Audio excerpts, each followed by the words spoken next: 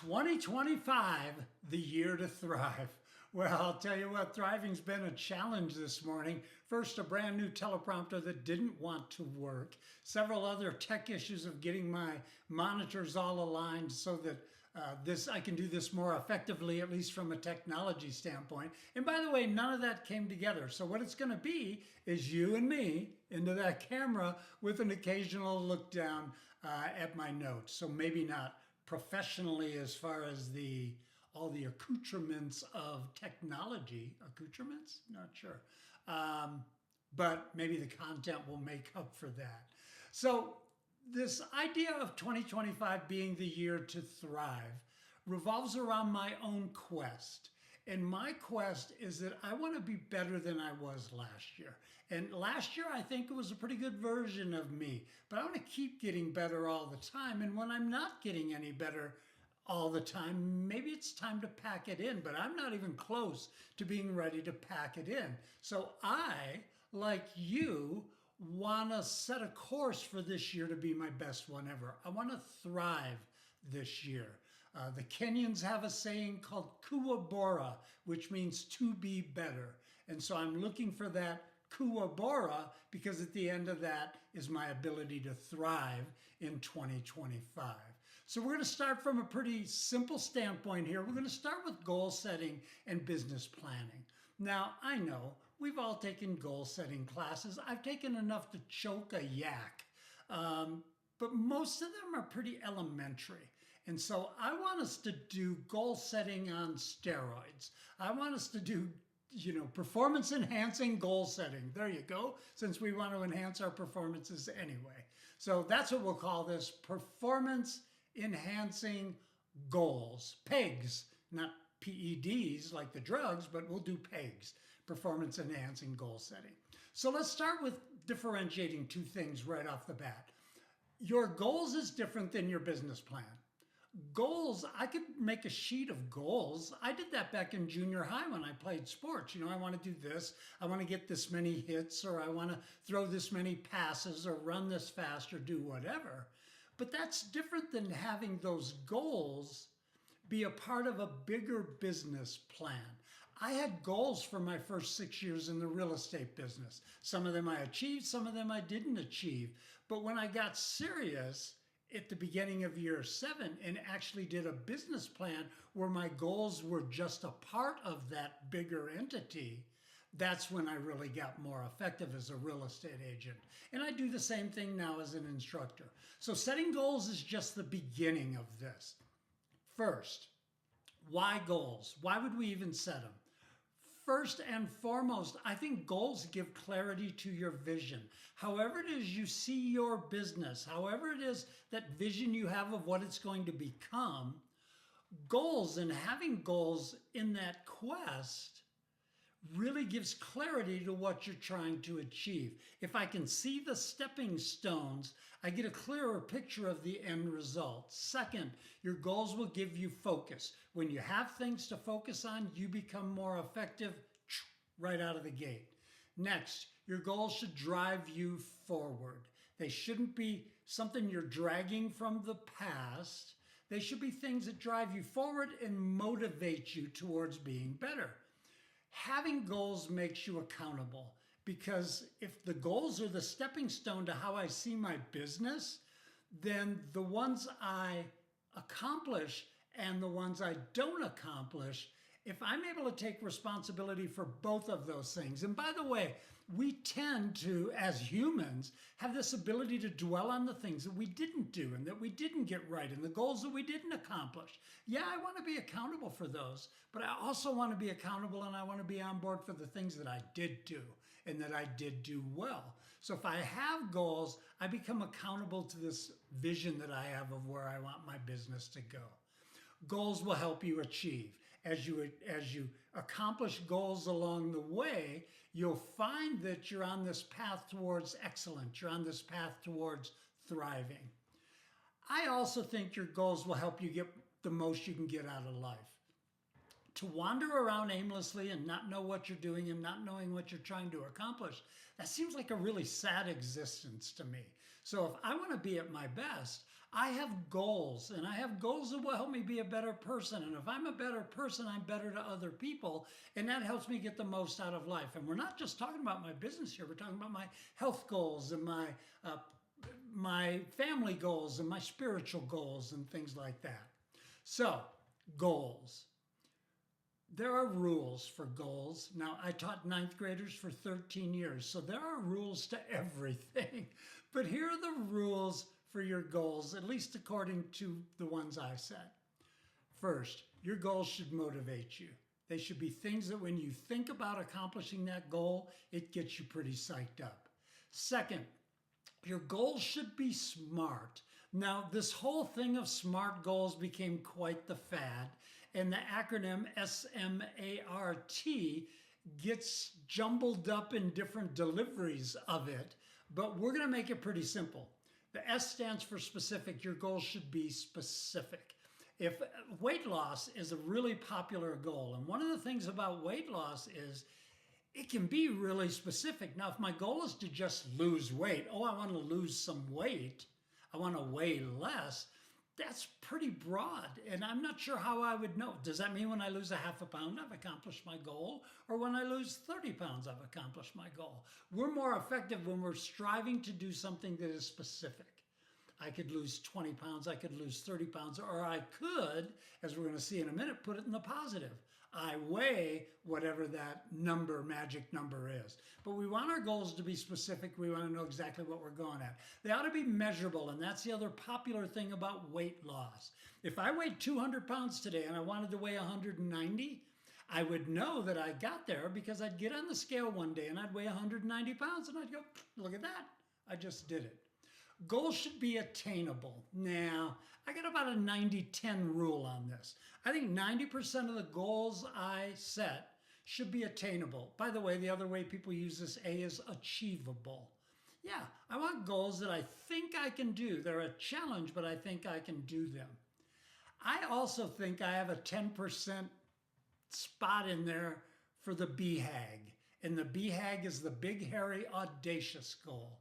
So if you did 15 transactions last year and you've decided you want to do 40 this year, that's a pretty big, hairy, audacious goal. But my attitude is, why not?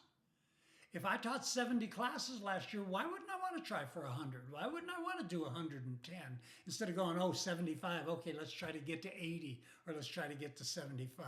So yeah, I want achievable goals. I also want to reach for the stars and just try to do it. Your goals should be relevant. Now we're going to talk about relevancy as we unfold our goal setting session, but to me, relevant means relevant to whatever category of my life I'm setting those goals within, so to speak.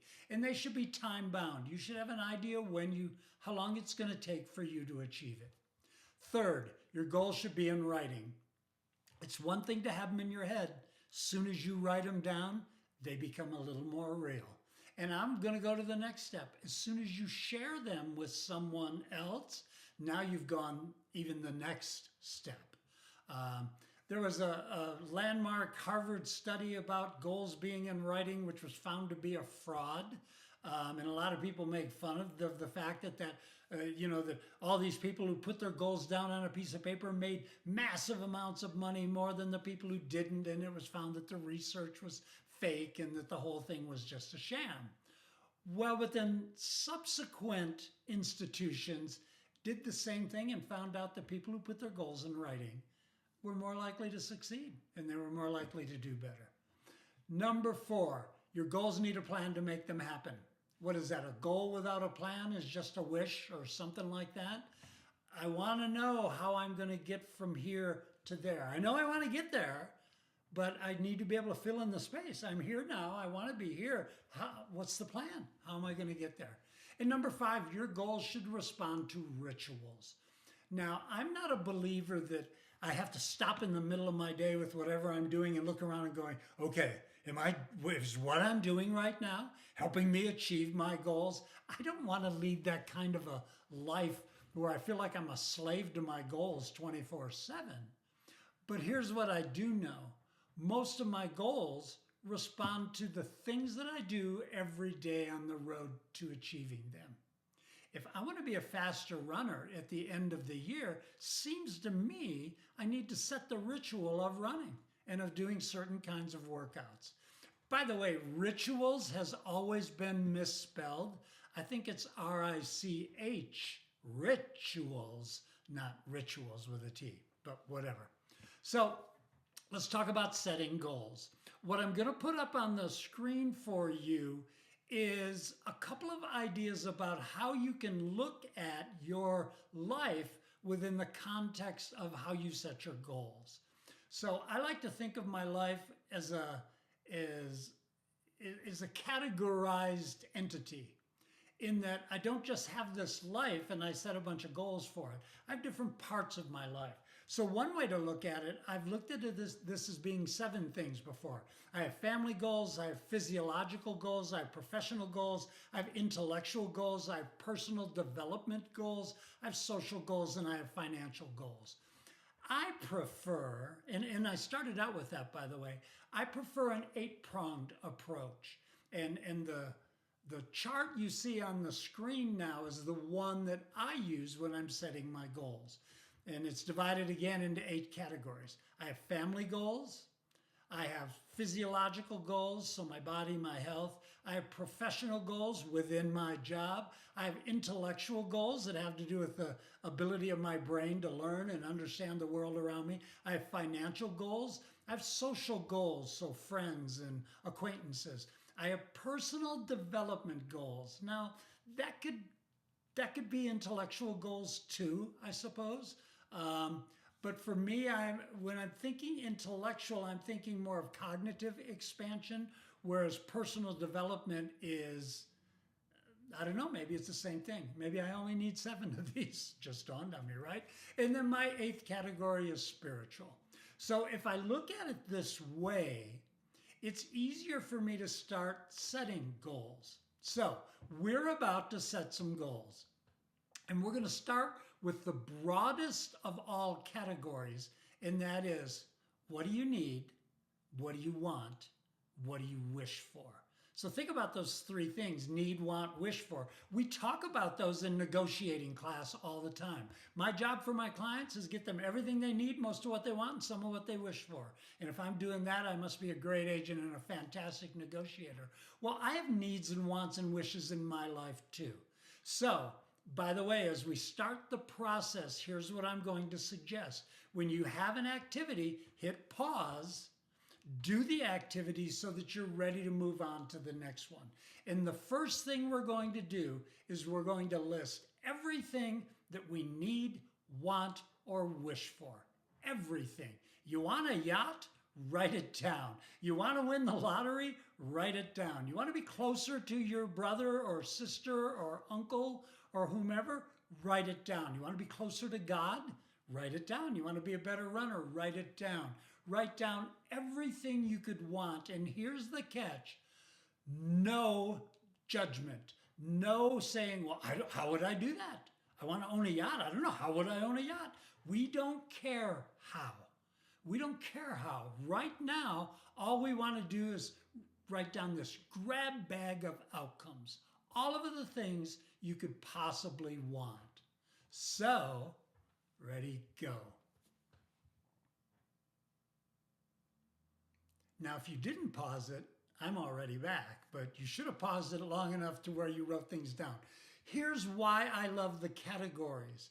Because I could just have a piece of paper, make a list of all the things I want, all the things I need, all the things I wish for. But if you did this exercise with some honesty and with an open mind to the fact that anything is possible, what you noticed was you could write down a ton of things you wanted really fast.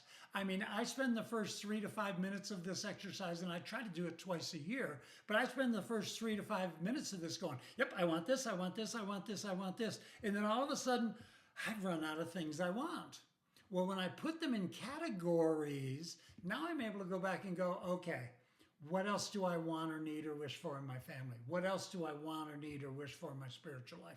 What else? And so it helps me dig a little deeper into what it is that I might be needing, wanting, or wishing for. Next, I want to create a timeline. So for all of these things that I want a timeline. And the timeline revolves around a very simple concept. You estimate when you expect to achieve it. You estimate when you expect to achieve it.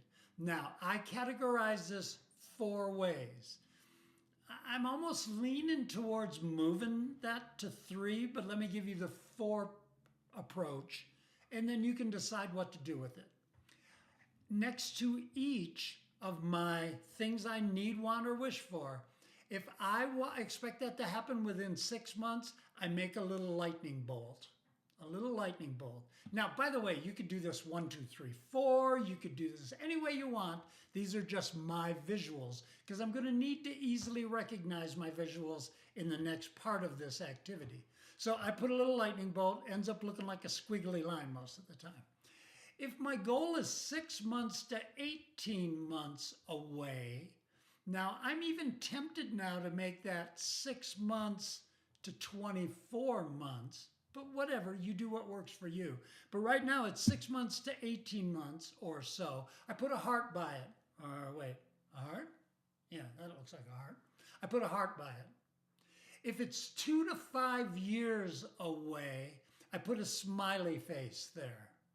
And if it's 5 or more years away, I draw the hands of a clock. Now, if you don't want to do this 4-prong thing, how about this? How about the lightning bolt is 1 year or less? Although I like breaking up 6 months to a year. So I might go 6 months and then go 6 to 12 or 6 to 18, but then go 18 months to 5 years, which is where we are, and then 5 years or more. What we're doing is, what are the things I'm trying to accomplish right away, as opposed to what are some of the long-term goals, and then what are the ones in between.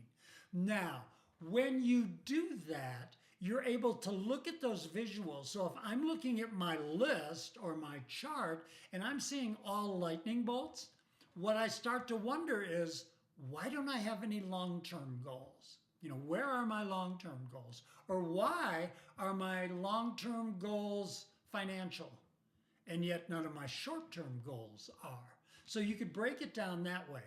You could also look at it the other way. If I'm looking at my chart and it's all clocks, long-term goals, maybe I should wonder why I'm a procrastinator and I don't have anything I want to accomplish right away in the next 6 months.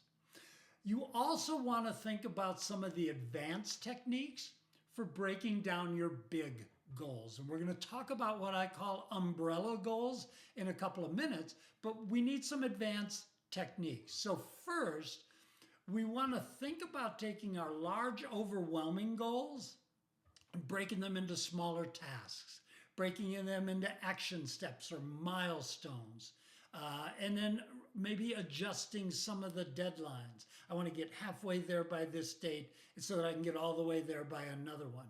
Oftentimes, you'll want to think about that goal and when you're going to achieve it and plan it backwards. Meaning, I want to begin with the end in mind, Covey idea, right? And plan backwards. If I was getting ready to run a major marathon or something, place where I wanted to run my fastest time, I would determine where that race is going to be. And then for me in my training, I'm counting back 18 weeks to when that training block is going to begin and what are the steps I'm going to do in that 18 weeks. And so you can do the same thing with your business. And then I want to really be able to focus on exploring the concept of small improvements along the way. So take a big goal and don't let it just be this daunting thing. Break it down and make it more manageable. 3, prioritize your goals. So as you look at all of these things, and if there's a part of this that's cumbersome, if there's a part of this that's difficult, it's this part right here. So I'm going to pick out my most important goals in each of the areas. I'm going to take those goals and turn them into a positive sentence. Yacht. I wrote down yacht. I want a yacht. Well, I own a 24-foot such and such brand yacht. I don't know any brands of yachts because it's not on my list, right? But you're going to break it into a positive sentence. If you weigh 200 pounds and you want to weigh 180, then the written goal becomes I weigh 180. You write your goals in the present, in the positive, because I don't want the goal of, oh, I don't want to weigh so much. Your brain is really gullible, and when your brain hears things phrased in the negative, it believes them in the negative. Whereas if it hears them in the positive, as if, this is not fake it till you make it. This is act as if. Act as if you already have it. You might think, well, that sounds like the same thing. The whole word fake is negative anyway. I'm acting as if I own the yacht. I'm acting as if I weigh a certain amount. Then out of each group, I want you to look for what I call the umbrella goal. And the umbrella goal is that goal that if you achieve it, other goals will fall into place. So let's say I want to pay off my house 5 years early. Well, if I earn a certain amount of money, or if I save a certain amount of money, the umbrella goal, these other things, I'll be able to pay off the house. I'll be able to do the new whatever. I'll be able to get this thing. I'll be able to get. So when I look at my most important goals, I'm also looking for the goals that if I achieve them, they're going to help me with other ones below them. So I'm really focusing on them. Then when I have my prioritized or umbrella goals, what I want to do is I want to write a sentence about exactly why I will achieve it. Not how, why. What's the why? Simon Sinek, in his great book called Start With Why, talked about the fact that, first off, people don't buy what you do, they buy why you do it. Why is the motivation word. Why is if I have a, Tony Robbins once said, if you have a big enough why, you will figure out how. And so I want to identify the why. Why do I want this thing? Why will I achieve it? And again, for your high priority or umbrella goals, it's a great way to look at them. So you can think about how you're going to organize your goals into maybe primary and secondary and just little tertiary or add-on kind of categories to give your priority of your goals a clearer structure. You can look at the 80-20 rule, the Pareto principle, that, you know what, 20% of my goals ought to be probably 80% of my efforts, or that 80% of our time is spent on 20% of stuff, or however you want to structure the 80-20 rule. It'll help you prioritize things and create a goal hierarchy. And then think about, as you're contemplating the high priority goals, the umbrella goals, think about as a part of the why statement and if-then planning. So if I do this, I will then be able to do that. If I can do this, then I'll be able to do that. That is a great way to look at some of your goals. It'll help you execute them. It'll help you overcome obstacles, because that why, if I can do this, then I get this, will be the thing that'll motivate you.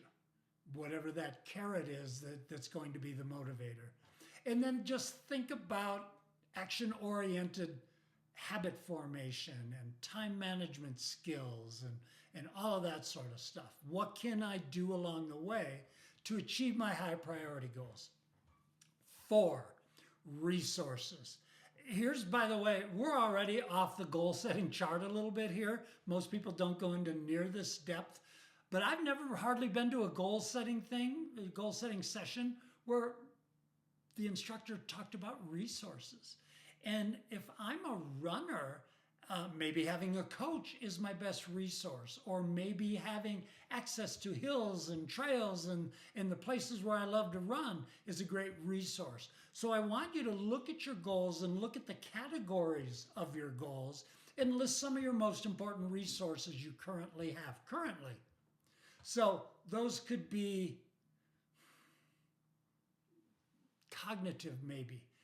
or self-aware stuff like, what traits do I have? What strengths do I have? What skills do I have? What education do I have that I can use as a resource? If you're a good listener and you want to be a better realtor, man, those two things go together really, really well. If you have empathy, and you want to be, able to convert more clients, you're currently converting, 80% of the people that you interview, and you want to get up to 90%. Well, maybe empathy is a place where you could focus. But I look at the skills that I have, I look at my strengths, and try to think of them as a resource. Now, you also have external resources, friends, colleagues, financial resources, a YouTube channel. Oh, maybe like this one where you get a lot of information. That just popped out, sorry. Then look at role models. Modeling, not like high fashion modeling, because most of us don't qualify for that. Role models, that kind of modeling is one of the surest ways to success. So what I like to do is I like to look at people who are already doing what I'm striving to do, and I think about what qualities do they have that make them so great. If I ever get stuck, I imagine, what kind of advice would they give me right now? And if that person is real, then I have the ability to maybe pick up the phone and call them. I wrote 5 or 6 different classes, brand new classes last year. And when I write a class, I come to it as a former educator. I was a teacher for 15 years, where you learn behavioral objectives and learning objectives, and you learn about the learning loop. Well, no one does this idea of the learning loop within a subject better than my friend Ed Hatch.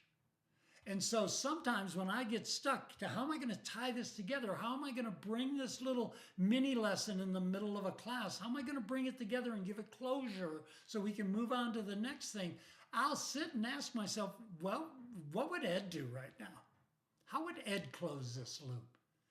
And hopefully I've worked with Ed enough that it might give me an idea. But if I didn't, I could pick up the phone and say, hey, Ed, I'm struggling with something here. Surest way to success, role models and modeling. Also, think about accountability when it comes to resources. Are you self-monitoring? Do you have ways to check your own feedback for reviewing your progress? Do you have a way to measure how it's going? If I want to lose weight, I'm on the scale twice a week. I don't get on every day because you fluctuate too much. But I've done twice a week. I've done once a week. That way I get on and I go, okay, I'm on target. Oh, no, I fell back a little bit. Then can I identify what's happened? I want to maintain accountability. It's a big deal. And I also want to look at ways to track, monitor, and create self-awareness around my goals. Checklists are great. To-do lists are awesome. Journaling isn't a bad idea, but then you also have digital tools, different kinds of apps, different kinds of software for tracking your progress and maintaining some kind of focus. 5th, I want to look at obstacles. I have this list of goals. You know what that means? We're going to go negative for a second. You know what that means? That means these are things that I don't have already. And so what's kept me from having these things? Why don't I have the yacht right now? What stopped me in the past? And so I want to examine not where I failed, but I want to examine just what obstacles are in my way. Now, here are some things that could happen to us to keep us from our goals. We had a goal, but we never made a plan. We had a plan, but we never executed our plan. We had a plan, but we had 47 other plans, and we were trying to juggle too much at once. Or we just didn't have the right positivity about it. So as you look at your goals, and maybe you're seeing some that are stuck and you went, oh man, I had that goal last year and I had that goal the year before.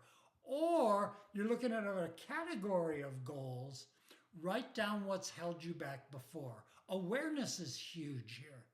If I know what's getting in my way, I can find the hows to get around it, especially if I have a big enough why.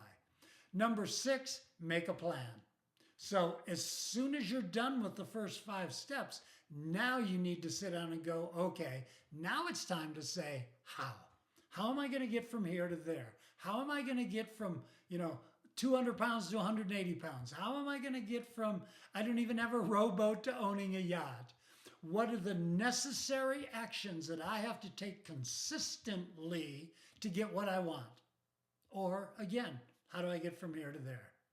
If you don't know, then think about using a model. Think about asking someone who's already there. How did you get there? And then create a step-by-step path. Now, if I wrote down 105 things that I want, need, and wish for, I don't need to do 105 things here because I have high priority umbrella goals. And if I have the plan to get that, the other things fall into line. Beauty of that. Also, think about your brain's role in all of this. Think about neuroscience. Go to YouTube and find Dr. Andrew Huberman from Stanford and look up some of his goal-setting videos or goal-setting podcasts. Discover what goal-setting actually does to the brain, such as dopamine release, deepening neural pathways around things like reward and motivation and stuff like that. Also think about how to use habit building supports. Try reading James Clear's Atomic Habits book. Just started it a month ago. I'm about halfway through it right now. I'm finding it fascinating as far as how I can create my habits to do the things I want to be able to do.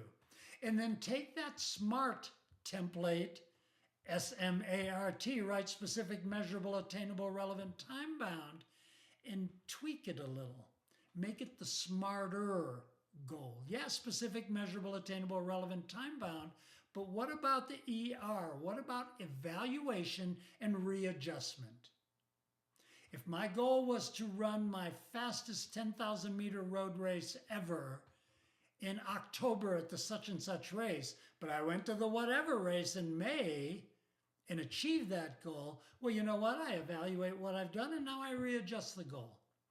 If it's September and I wanted to do 30 transactions and I just hit number 30, well, I could do 2 things. I could take the rest of the year off if I wanted, or I could set the goal to be 35 or 36 or 40 or whatever.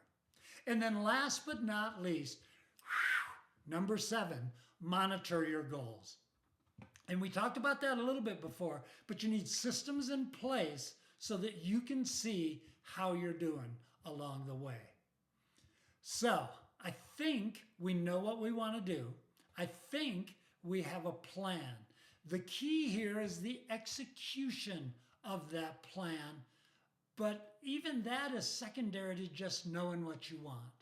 So start with having a clear picture of what you want, what you're trying to accomplish, and what your goals are. And that's step 1 to having 2025 be the year to thrive. Thanks for hanging out with me. If you like this, you could always click the like button. You could always hit the subscribe button so that you know when the next one is coming out. I'm Rich Sands. Thanks for hanging out with me.